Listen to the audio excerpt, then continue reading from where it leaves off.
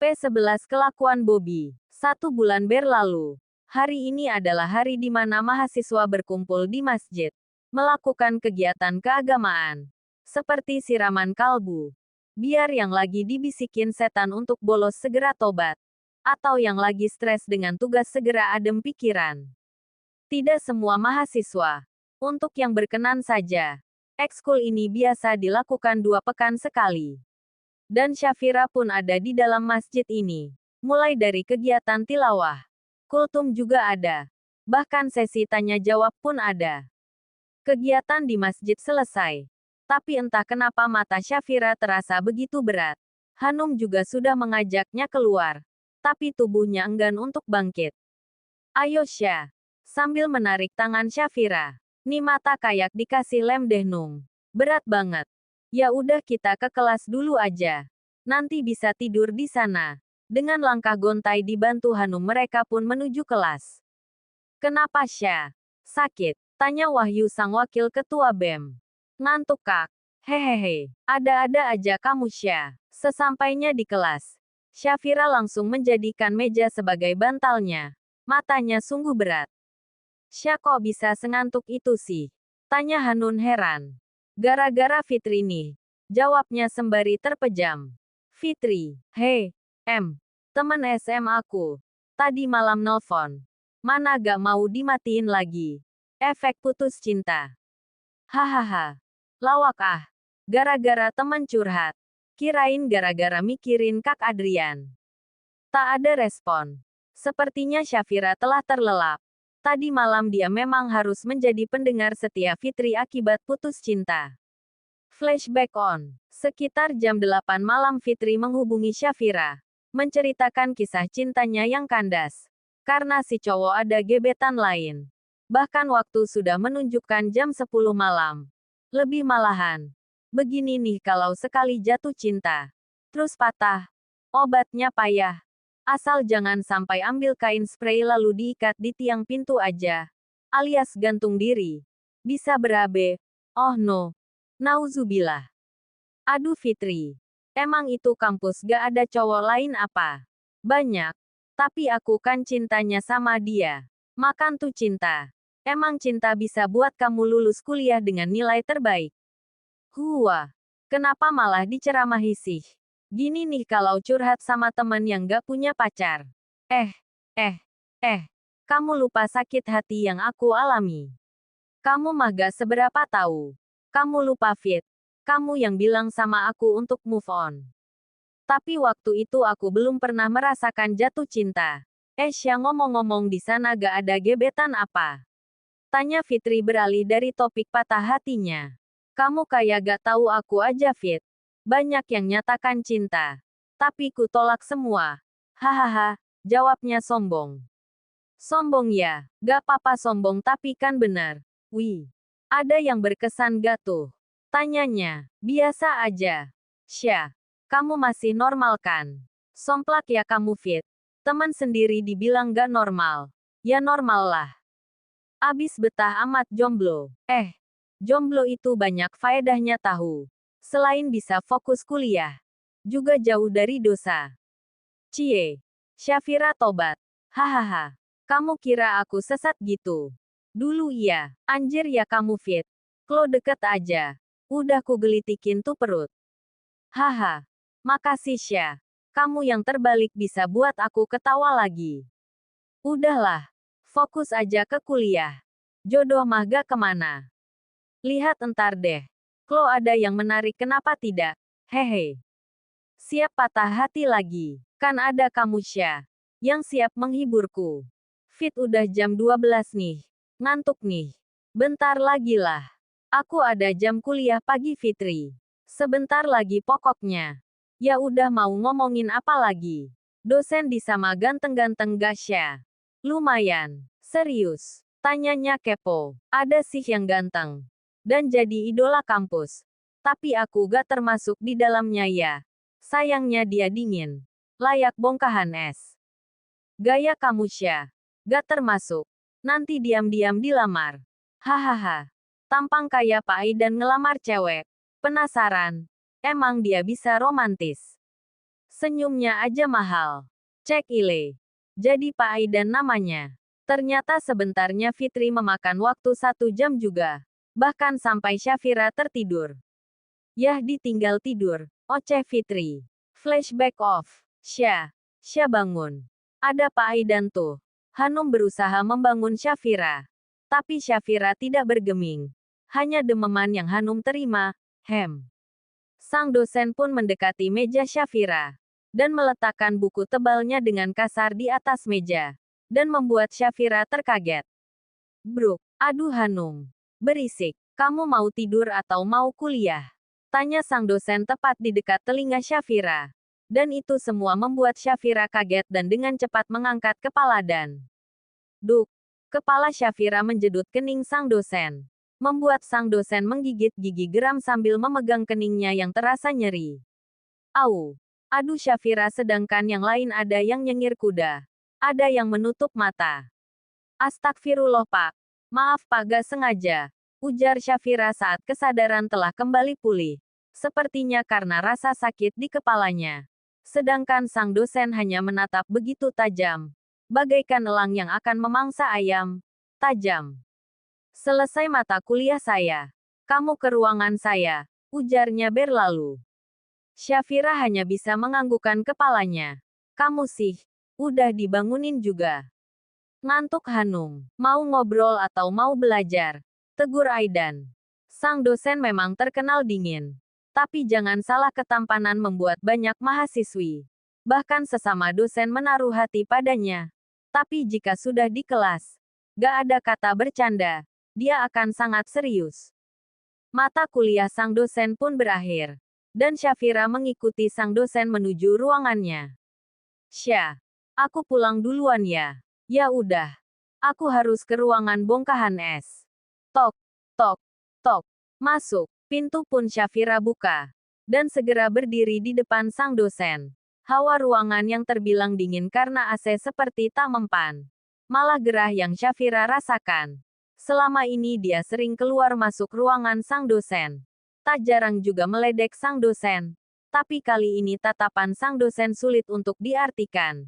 Marah sudah pasti. Duduk. Syafira pun menurut. Kenapa kamu tidur? Bosan di kelas saya. Bukan Pak. Bukan begitu. Terus. Gak tahu Pak. Matanya tiba-tiba berat. Gak masuk akal Syafira. Pasti ada alasan kenapa kamu bisa ngantuk. Iya kali aku bilang gara-gara curhatan Fitri. Karena gibahin dia, gumanya.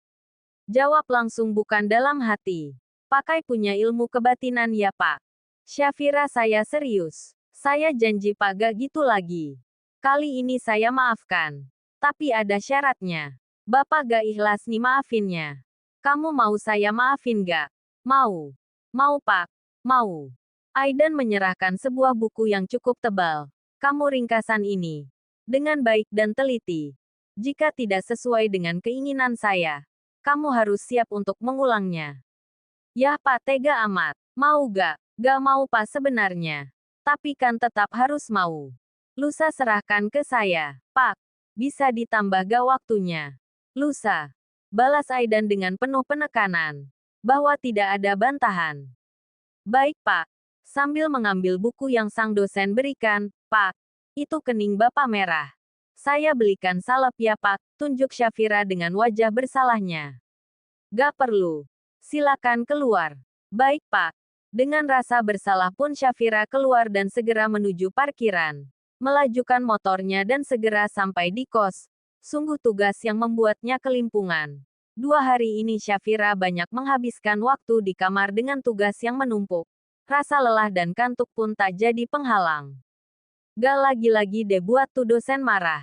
Gumannya sambil menguap. 2 jam berlalu. Menekan lambang save pada laptopnya. Lalu menyambungkan dengan mesin printer. Proses memprinter pun berlangsung. Alhamdulillah selesai. Ujarnya sembari merebahkan tubuhnya di ranjang. Tanpa butuh waktu lama. Syafira langsung terlelap. 2 hari ini sungguh melelahkan. Karena tugas bukan hanya dari sang dosen kiler. Masih ada juga tugas dari dosen lainnya.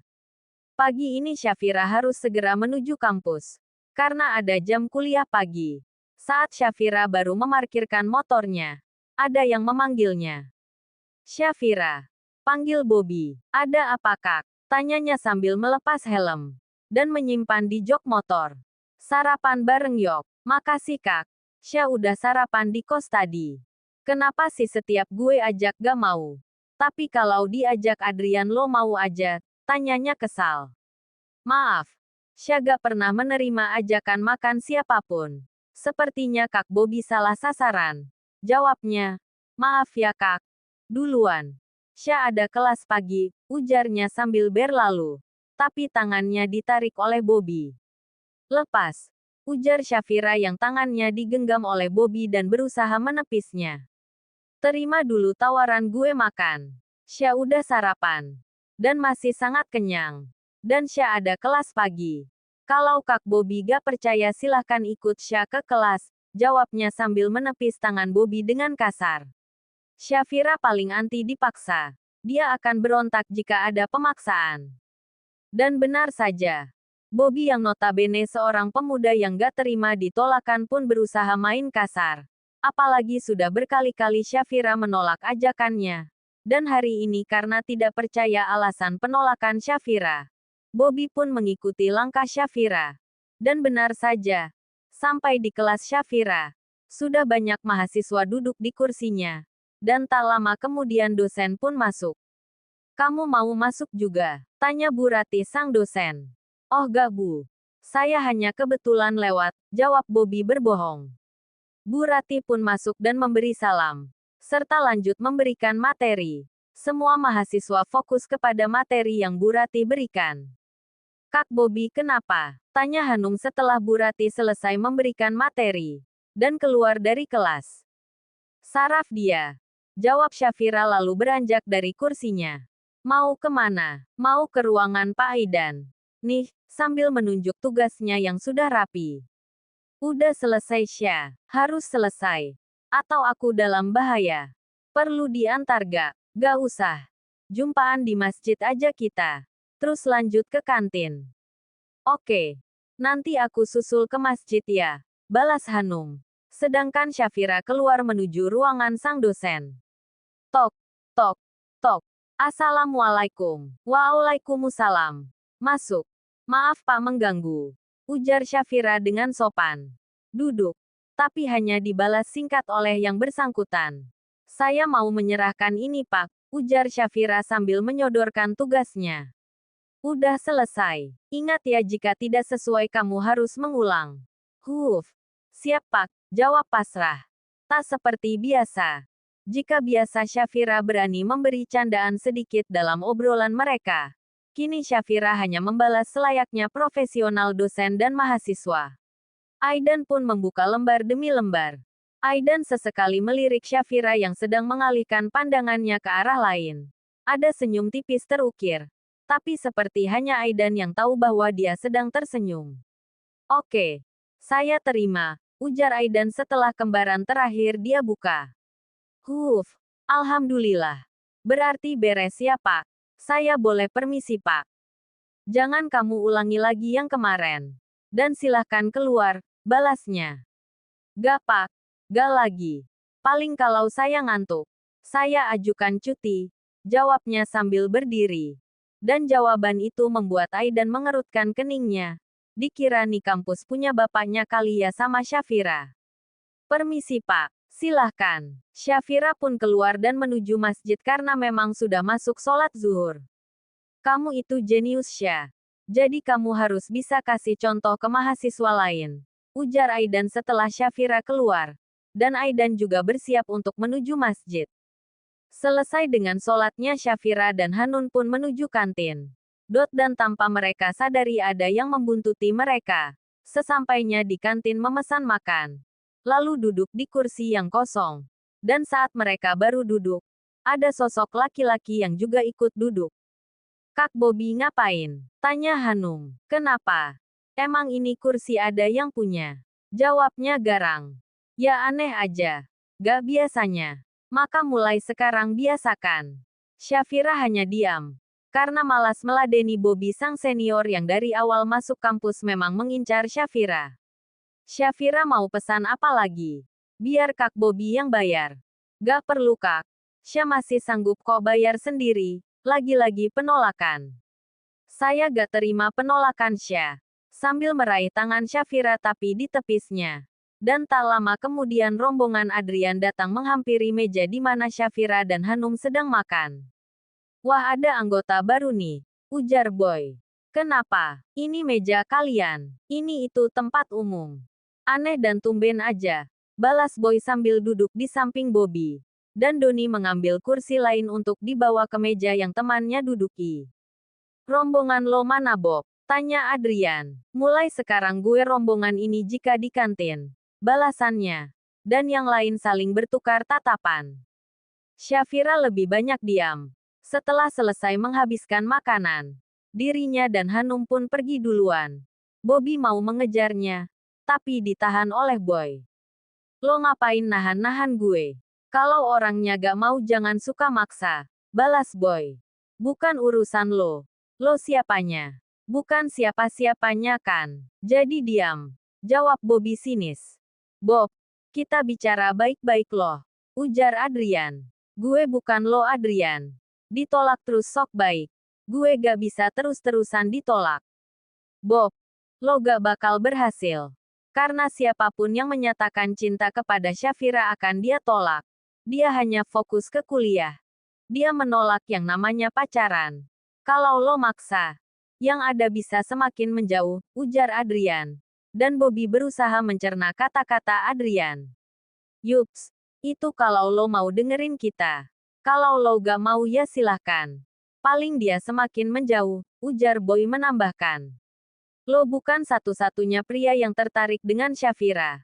Tapi gak mudah untuk mendapatkannya, ujar Doni. Dan Bobby yang mendengar itu mengerutkan keningnya. Lo suka juga sama Syafira? Tanya Boy. Lelaki normal mana yang gak suka sama Syafira? Tapi suka kan gak harus cinta. Suka jadi teman dan lainnya. Balas Doni. Lagian gue gak siap kalau harus saingan sama Adrian. Hahaha, tambahnya. Sejak kejadian itu Bobby sering bergabung dengan mereka.